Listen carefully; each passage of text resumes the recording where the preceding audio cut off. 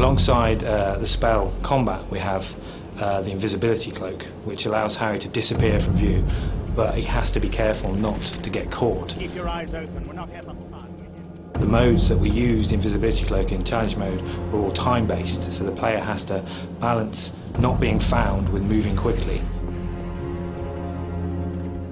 One of my favourite levels in the game is Shaftesbury Avenue, because it's an opportunity to see Harry as a wizard in the Muggle world.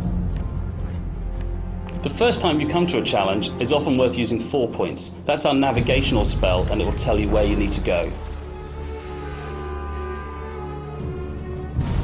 Once you get good at the challenge, it's all about shaving the time off, and 4 points isn't necessarily the quickest route.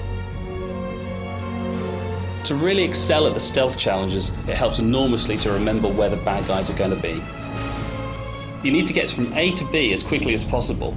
The trouble is, when you're on the invisibility cloak, the faster you move, the more likely you are to be seen. If the player runs quickly at the start before they put the cloak on, they can save a few vital seconds. If they walk into somebody, the cloak will come off and they will be discovered and they will fail the challenge. The more Harry moves, the more likely he is to be detected, so the invisibility cloak has a meter that will show the player when they're likely to be detected. The best way to replenish the invisibility cloak meter is to stand still and stay out of the way of Death Eaters.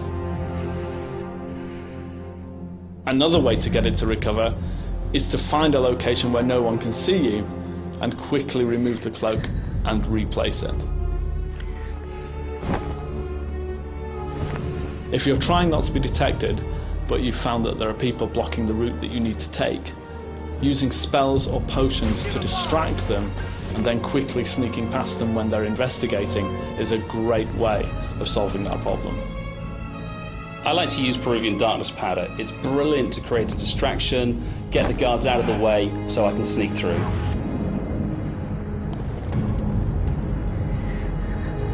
If you do come across any Death Eaters, you can sneak up behind them using your invisibility cloak and use Protego to knock them down. So we find that when we're playing this in the studio, we will go to extraordinary lengths to get the perfect score.